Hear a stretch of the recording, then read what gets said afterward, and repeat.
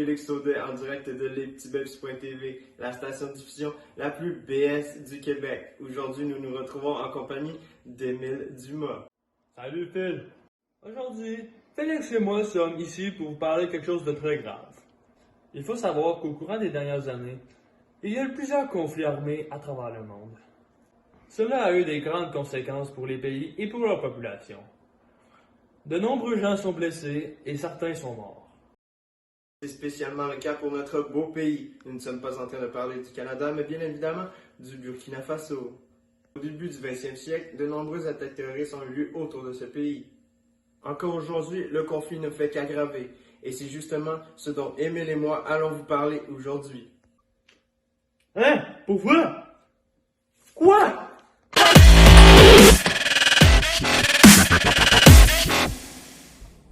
Alors, c'est sûr, après tout ce que je viens de vous garocher là, vous avez sûrement perdu comme Émile ici présent. Mais c'est pas grave, on va commencer par la base.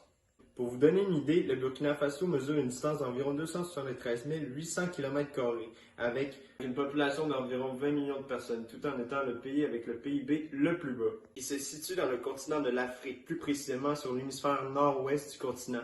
Celui-ci est regroupé avec ce que l'on appelle les États du Sahel, soit le Mali, le Niger, le Nigeria, le Soudan et plusieurs autres encore, comme vous pouvez le voir sur la carte ici. Dans le cas du Burkina Faso, le conflit a débuté en 2015. Des groupes salafistes et djihadistes liés à Al-Qaïda ou à l'État islamique et terroristes se sont attaqués à une partie de la population Burkina... Comment on les appelle déjà? Burkina Babes. Ah, les Burkina Babes, that's it! Yeah! En tout cas, suite à ces attaques à l'intérieur du pays, une guerre civile a éclaté. Mais il faut savoir que le Burkina Faso n'est pas le premier État à se retrouver dans cette situation. En fait, les djihadistes sont arrivés en 2003, plus précisément dans le mois de janvier, dans le Mali. Puis ils se sont introduits au Niger au cours des années suivantes.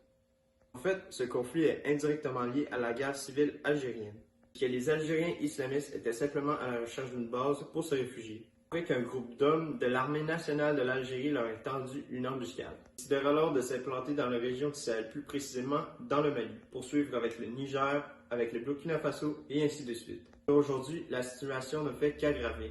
Bien entendu, le territoire n'était pas leur seule et unique raison de leur venue, car il ne faut pas oublier qu'ils n'étaient pas aussi nombreux qu'autrefois. Ils ont donc répandu la religion à travers leur région, et ont pu tisser des liens avec la population assez rapidement. C'est un peu comme un genre d'assimilation, si je pourrais appeler ça comme ça. Après quelques temps, ceux-ci ont commencé leur activité préférée, connue sous les attaques terroristes. Et il ne faut surtout pas oublier les prises d'otages. Puisqu'ils sont devenus de plus en plus nombreux, les armes étaient donc un élément manquant pour eux. C'est pourquoi les djihadistes avaient commencé par voler les ressources que le Burkina Faso exploitait, comme les mines d'or par exemple. Chance pour le Burkina Faso, ce type d'industrie est extrêmement sécurisé, donc ils sont encore dans de très bonnes mains. Yes! C'est ça qu'il faut! Là, c'est sûr que ça devient de plus en plus compliqué pour le gouvernement burkinais. De nombreux morts, il est évident que la sécurité du pays est compromise. Ils ont donc décidé d'engager des volontaires civils pour contrer les prochaines attaques terroristes qui seront à venir. Le problème avec ces volontaires, c'est qu'ils n'auront que 2 à 3 semaines d'entraînement pour pouvoir être assignés. Ils ne seront donc clairement pas aussi efficaces que les soldats bien avant eux. Mais il faut toujours voir le bon côté des choses, c'est des soldats de plus. Ce n'est pas fini. Avec assez d'hommes, le gouvernement a été en mesure de mettre en place un groupe antiterroriste pour déplacer la population à travers différentes villes pour empêcher que les djihadistes les tuent. Hey, mais là, Félix, t'as oublié de leur parler de la France. Ah ben oui, t'as raison. C'est pas grave, Jeremy, je vais m'en occuper. Ouais, parce qu'en fait, le Burkina Faso est le 12e client de la France et son 29e fournisseur.